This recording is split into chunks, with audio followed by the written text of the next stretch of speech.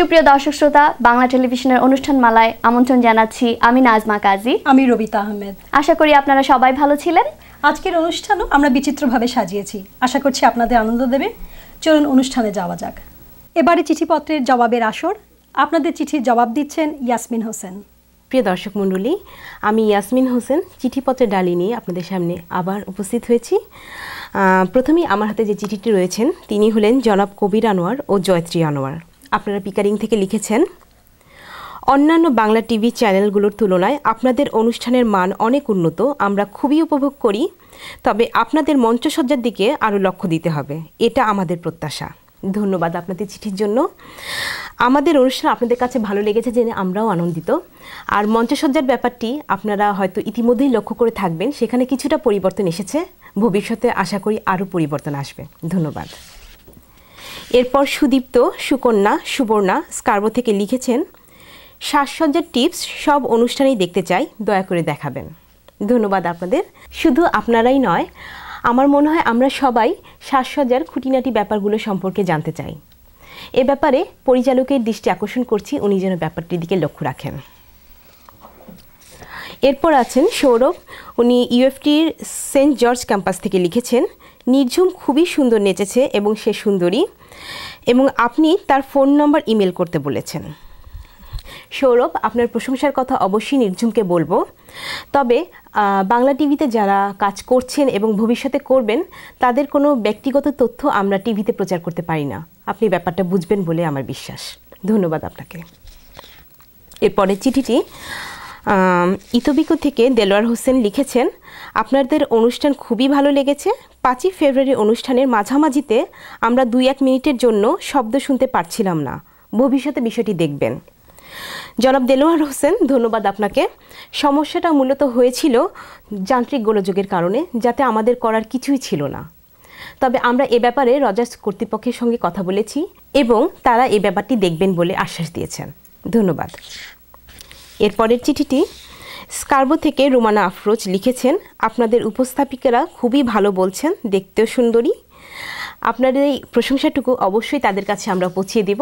আপনি আরও লিখেছেন, তাদের কথা বলার জড়তা একটু কমাতে বলবেন এবং নাচ গান বেশি করে দেখাবেন। ধন্যবাদ আপনাকে রুমানা। তাদের সুন্দর মুখের দিকে তাকিয়ে তাদের প্রচেষ্টার মাঝের এই ছোট্ট ভুলটুকু যদি একটু ক্ষমাসুন্দর দৃষ্টিতে দেখেন, আমার মনে হয় খুবই ভালো হয়। আর এই বিষয়টিতে তারা যথেষ্ট সচেতন হয়েছেন বলেই আমার বিশ্বাস। এরপর ইন্দ্রাণী হালদার ব্র্যাম্পটন থেকে লিখেছেন, আপনাদের প্রথম অনুষ্ঠানে প্রচারিত তপন চৌধুরীর ওই গানটি পুনঃপ্রচার করেন। অবশ্যই ইন্দ্রাণী হালদার, পরবর্তী কোনো একটি অনুষ্ঠানে আপনি আপনার পছন্দের গানটি অবশ্যই দেখতে পাবেন। এরপর সুজন লোহানী মারখাম থেকে লিখেছেন, সামগ্রিকভাবে আপনাদের অনুষ্ঠান উপভোগ্য।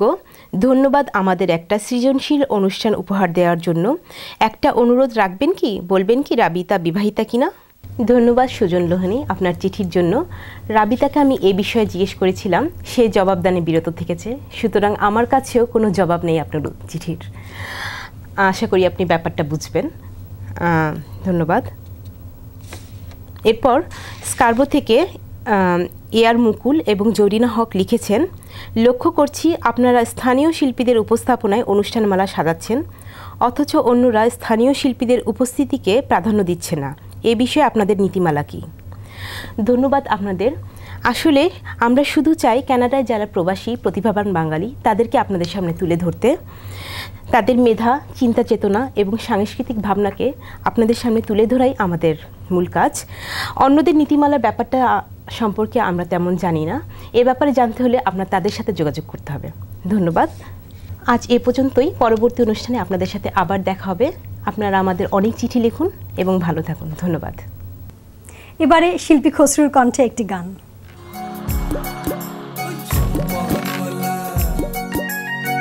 তুই আমারে করলি দিওয়ানা, তুই আমারে করলি দিওয়ানা রে সম্পান वाला, তুই আমারে করলি দিওয়ানা ও রে সম্পান वाला, তুই আমারে করলি দিওয়ানা।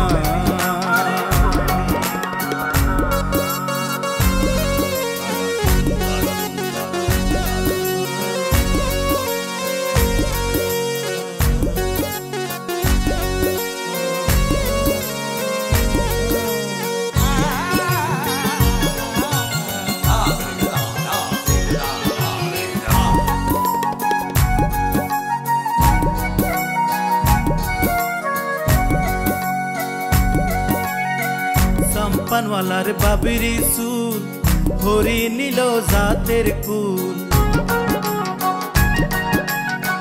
সাম্পানওয়ালার বাবিরি চুল হরি নীল জাতের কুল সেই বিনামো পরাণ বাঁচে না রে সাম্পানওয়ালা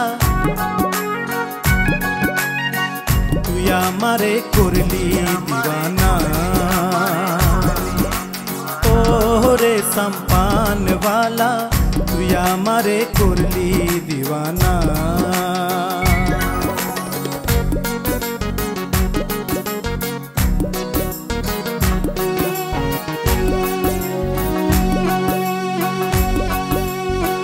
কুতুব দিয়া বন্ধুর বাড়ি বিচ্ছেদ জ্বালা সইতে নারী কুতুব দিয়া বন্ধুর বাড়ি বিচ্ছেদ জ্বালা সইতে নারী বন্ধু বিনা ঘুম তো আসে না রে সাম্পানওয়ালা তুই আমারে করলি দিওয়ানা ও রে সাম্পানওয়ালা তুই আমারে করলি দিওয়ানা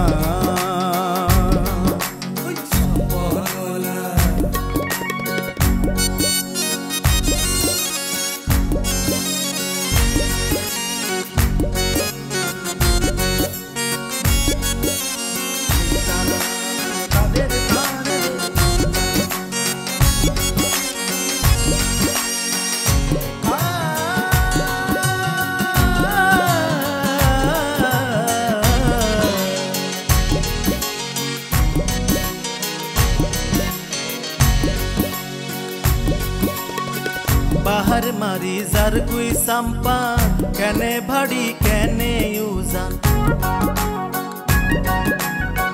बाहर मारी जार कोई संपा कने भाड़ी कने यूजा झड़ तूफाने परवा करे ना रे साम्पानवाला तुई आमारे करली दीवाना ओ रे साम्पानवाला तुई आमारे करली दीवाना तुई आमारे करली दीवाना रे साम्पानवाला तुई आमारे करली दीवाना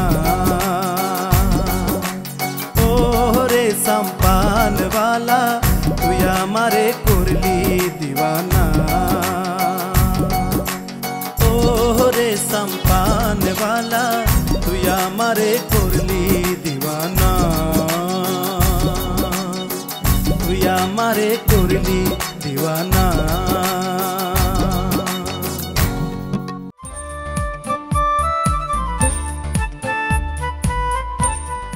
আপনি জানেন কি ইউনিভার্সিটির ডিগ্রি পাওয়ার জন্য আপনার সন্তানের হিউম্যানিটিস থেকে একটি ক্রেডিট কোর্স নেওয়া প্রয়োজন ইউনিভার্সিটি অফ টরন্টো থেকে বাংলায় এই ক্রেডিট কোর্সটি নিলে আপনার সন্তান $1000 অবধি বৃত্তি পেতে পারে সড়ক দুর্ঘটনা অথবা পড়ে গিয়ে আপনি কি আঘাতপ্রাপ্ত 20 বছরের অভিজ্ঞতায় সমৃদ্ধ আইনজীবী ব্যারিস্টার ঘোষ ও মালহোত্রার সাহায্য নিন আপনার সঠিক ক্ষতিপূরণ প্রাপ্তিতে অভিজ্ঞ আইনজীবীর কোনো বিকল্প নেই অলিম্পিয়া স্কুল অফ মিউজিক টরন্টোতে পদ্ধতিগতভাবে সঙ্গীত শিক্ষার অন্যতম প্রতিষ্ঠান প্রতিষ্ঠাতা অধ্যক্ষ AFM আলিমুজ্জামানের তত্ত্বাবধানে সঙ্গীতে প্রশিক্ষণ দেয়া হচ্ছে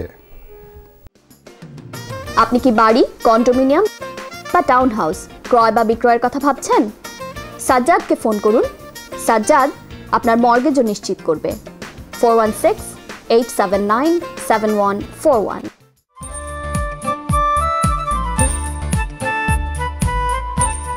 সুপ্রিয় দর্শক মণ্ডলী নজরুল ইসলাম মিন্টু কানাডায় বিশেষ করে টরন্টোতে বাঙালির কাছে পরিচিত নাম বিগত 16 বছর হাজারো প্রতিকূলতার মাঝে দেশে বিদেশে পত্রিকা প্রকাশনার মাধ্যমে যিনি প্রবাসে সমাজ গঠনে বিশেষ বলিষ্ঠ ভূমিকা পালন করেছেন দেশে বিদেশে পত্রিকার সাফল্যে অনুপ্রাণিত হয়েই টরন্টোতে আজ আরও অনেকগুলো বাংলা পত্রিকা বেরোচ্ছে এমনকি টেলিভিশন মিডিয়াও আমরা পিছিয়ে নেই আপনাদের জন্য বাংলা টেলিভিশনের স্টুডিওতে জনাব মিন্টুর একটি সাক্ষাৎকার ধারণ করেছি আমরা আর বাংলা টেলিভিশনের পক্ষে সাক্ষাৎকারটি গ্রহণ করেছেন জনাব আক্তার হোসেন। আজ থেকে 16 বছর আগে এই টরন্টো শহরে প্রকাশিত হয়েছিল বাংলা ভাষায় একটি পত্রিকা। আমাদের আজকে আমন্ত্রিত অতিথি সেই পত্রিকার প্রধান সম্পাদক জনাব নজরুল ইসলাম মিন্টু। আমরা জানতে চাব নজরুল ইসলাম মিন্টুর কাছে আজ থেকে 16 বছর আগে কী কারণে একটি বাংলা পত্রিকার প্রয়োজন তিনি মনে করেছিলেন যে বাঙালি কমিউনিটিকে দিতে হবে। জনাব নজরুল ইসলাম মিন্টু, সাপ্তাহিক দেশে বিদেশের প্রধান সম্পাদক। আপনি যখন পত্রিকা বের করেছিলেন তখন ইন্টারনেটের এরকম সুযোগ সুবিধা ছিল না। আজকে আমাদের সবার ঘরে ঘরে কম্পিউটার, সবার ঘরে ইন্টারনেট। এখনও কি প্রবাসী জীবনে একটা বাংলা পত্রিকার প্রয়োজন রয়ে গেছে? অবশ্যই আছে। ইন্টারনেট তো আর সব আপনার চাহিদার পূর্ণাঙ্গ আপনার চাহিদা মেটাতে পারবে না। যেমনটি অনেকে ভাবছিলেন যে টেলিভিশন আসার পরে রেডিও বন্ধ হয়ে যাবে, টেলিভিশন আসার পরে পত্রিকা বন্ধ হয়ে যাবে। দেখা গেছে এগুলো কোনোদিনই কোনোটার পরিপূরক না। যার যার ভুবন আলাদা। একটা পত্রিকা হাতে নিয়ে পড়ার যে আনন্দ এবং একটা পত্রিকার রূপও আলাদা। তো আমি মনে করি যে পত্রিকার প্রয়োজন আছে, ছিল এবং থাকবেও।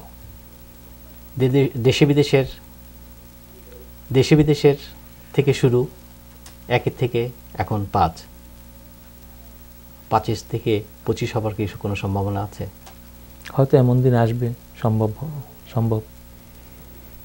কারণ এখন টেকনোলজিটা মানুষের গতি বাড়িয়ে দিয়েছে, সেই সাথে মানুষের চিন্তার পরিধিও বেড়েছে। এবং আমাদের এখন যেভাবে যে জোয়ার আসছে, আমাদের বাংলাদেশ কমিউনিটি যেভাবে বড় হচ্ছে, আমি তাতে মনে করি যে আরও বিভিন্ন হয়তো পেশাজীবীদের পত্রিকা আসবে, বিভিন্ন এলাকাভিত্তিক পত্রিকা আসবে, সেটা সম্ভব। আপনার দৃষ্টিতে আপনার পত্রিকা দেশে বিদেশে অন্য আর পত্রিকা থেকে কিভাবে আলাদা? কেন একজন পাঠক দেশে বিদেশে পড়বেন? সুন্দর প্রশ্ন। দেশে বিদেশের অনেক জিনিস আছে যেটা অন্য যে কোনো বাংলা পত্রিকা, আমি শুধুমাত্র কানাডার বলছি না, উত্তর আমেরিকা বলেন, ইংল্যান্ড থেকে যেগুলো বেরোয় বা প্রবাসের যে কোনো পত্রিকা বা দেশেরও যে কোনো পত্রিকা চাইতে আলাদা। প্রথমত আমাদের নিজস্ব লেখক আছেন, যাদেরকে আমি আজকে স্মরণ করি। তাদের লেখা তো অবশ্যই থাকে। কানাডার সংবাদ,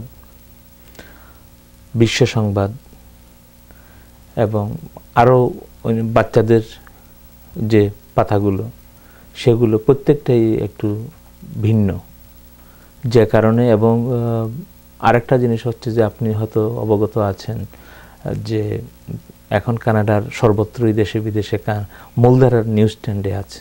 যেমন আপনি ইন্ডিগো, চ্যাপ্টার্স, যে কোনো বড় বইয়ের দোকান, লবলজ, তারপরে ডোমিনিয়ন, 7-11, তো হাত বাড়ালে আপনি দেশে বিদেশে পেয়ে যাচ্ছেন। দেশে বিদেশের সম্পর্কে পাঠকদের একটা অভিযোগ, এটা পয়সা দিয়ে কিনতে হয়। যখন অন্য পত্রিকাগুলো ফ্রি পাওয়া যায় তখন আপনারটা $1 দিয়ে কিনতে হয়। এ ব্যাপারে আপনার কি মতামত?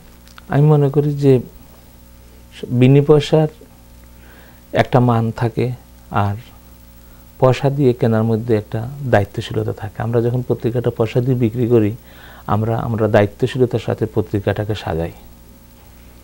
পাঠকরাও $1 দিয়ে পত্রিকাটা কিনে মনে করেন যে আমার পয়সাটা আমি পেয়েছি। যেমন আমরা যা তা বিজ্ঞাপন ছাপি না। আমরা যেভাবে এখন আপনার যে কোনো উপলক্ষে আপনি একটা ফুল পেজ বিজ্ঞাপন দেবেন, আমরা সেভাবে আপনি $1000 দিলেও আমরা সেটা করব না।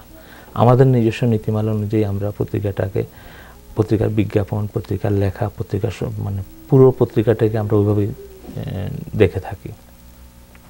তো বিনা পয়সার যেসব জিনিস আছে, যেমন টরন্টো থেকে বা অন্যান্য শহর থেকে মেট্রো, 24 আওয়ার্স এসব পত্রিকা ফ্রি দেওয়া যায়। এর অর্থ না যে গ্লোবাল মেল, ন্যাশনাল পোস্ট বা টরন্টো স্টার ফ্রি দেওয়া হবে।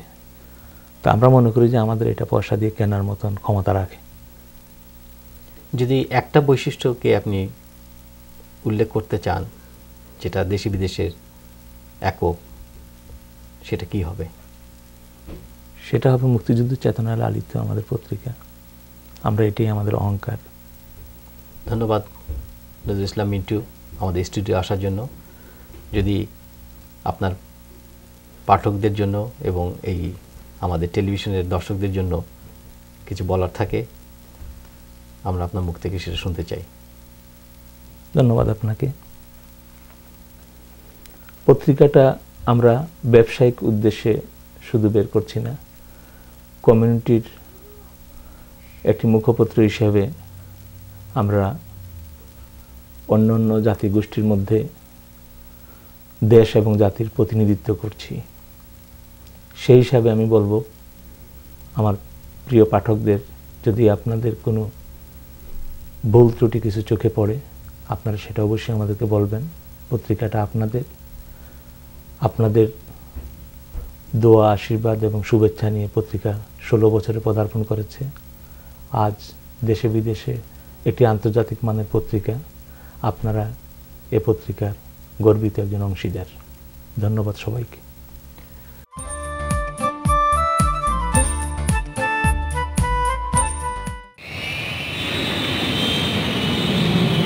সানমুন ট্রাভেলস অ্যান্ড ট্যুরস, আপনার আনন্দময় ও নিশ্চিন্ত ভ্রমণের নিশ্চয়তা।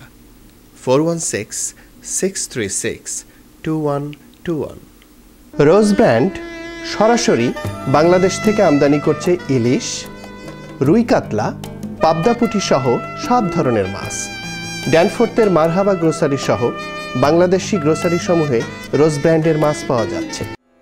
পল্টু কুমার শিকদার, টরন্টোতে বাংলাভাষী কানাডিয়ান আইনজীবী।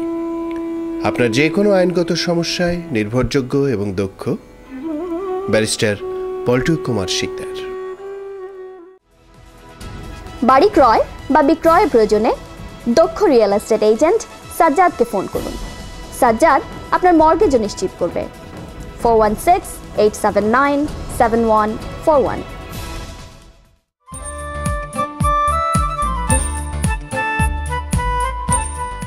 সুপ্রিয় দর্শক, আজকের ব্যক্তিত্ব পর্বে আমাদের অতিথি টরন্টো প্রবাসী বিশিষ্ট সঙ্গীত শিল্পী পিনু খান। বাংলাদেশের বিশিষ্ট সঙ্গীত শিল্পী জনাব পিনু খান আমাদের আমন্ত্রিত অতিথি পর্বে আজকে উপস্থিত রয়েছেন। বাংলা গানের পাশাপাশি বহু বছর প্রবাসী পিনু খান গজল গেয়ে প্রচুর খ্যাতি অর্জন করেছেন। আমরা কথা বলছি জনাব পিনু খানের সাথে।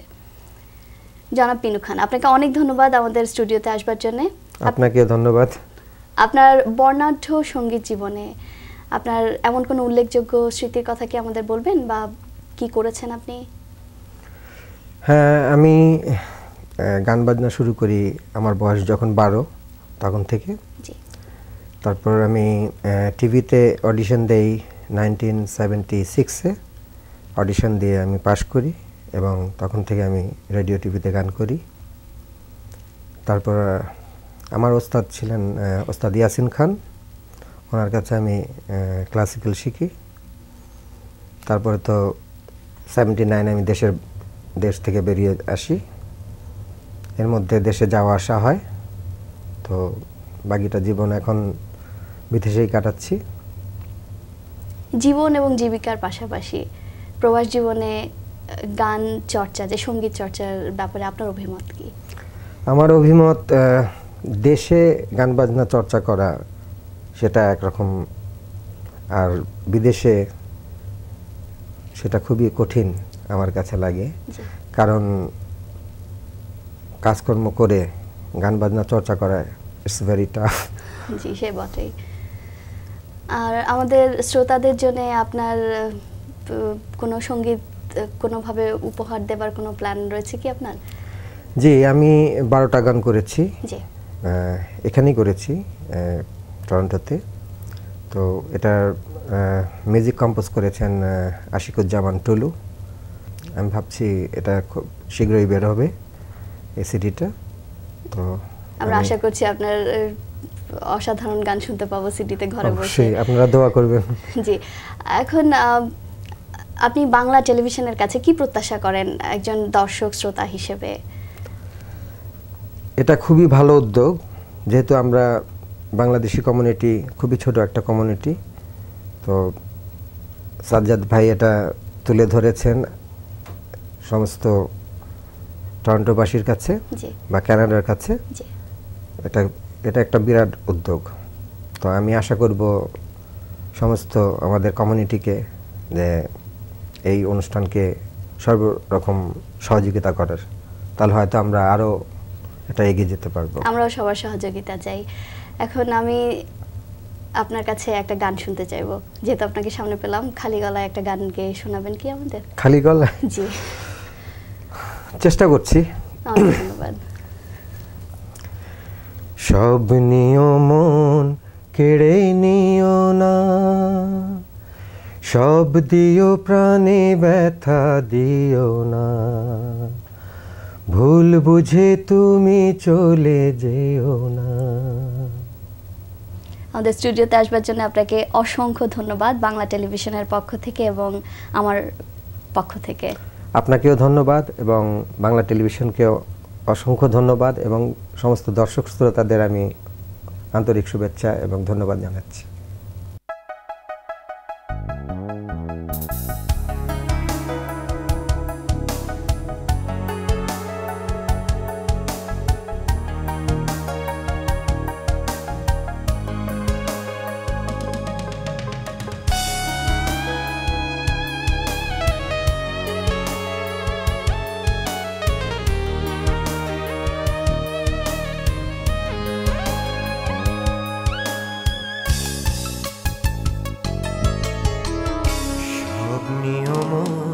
কেড়ে নিও না,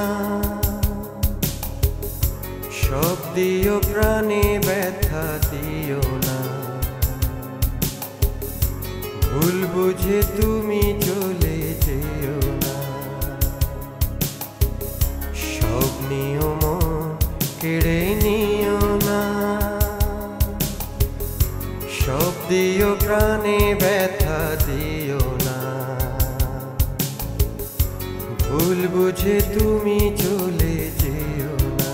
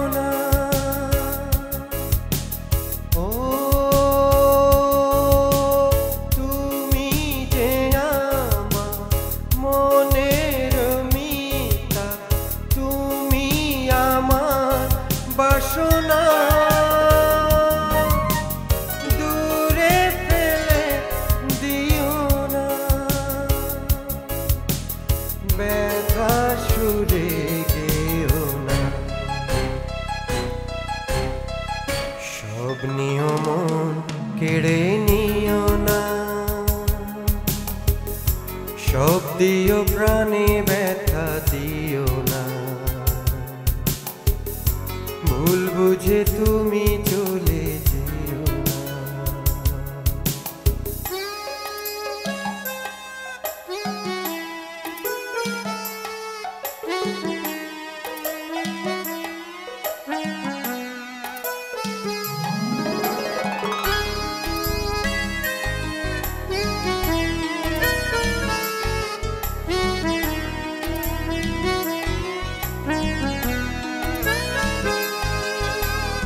এই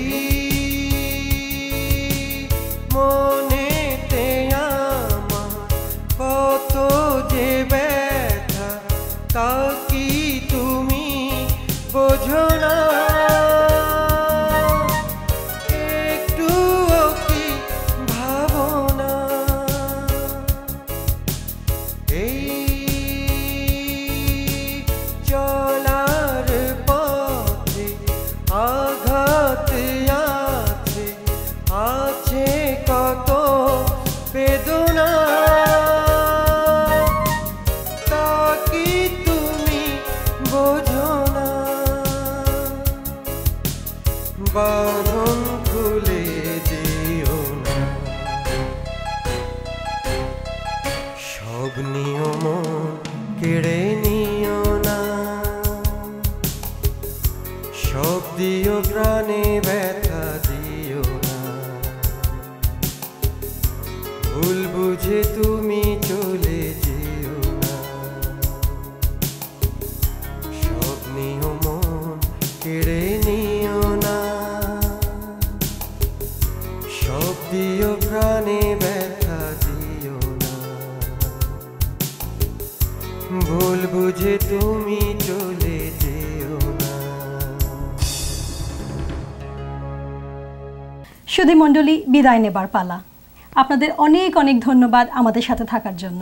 বাংলা টেলিভিশনের অনুষ্ঠানমালা নিয়ে আবারও আপনাদের সামনে হাজির হব পক্ষকাল পরে। ভালো থাকুন, সুস্থ থাকুন।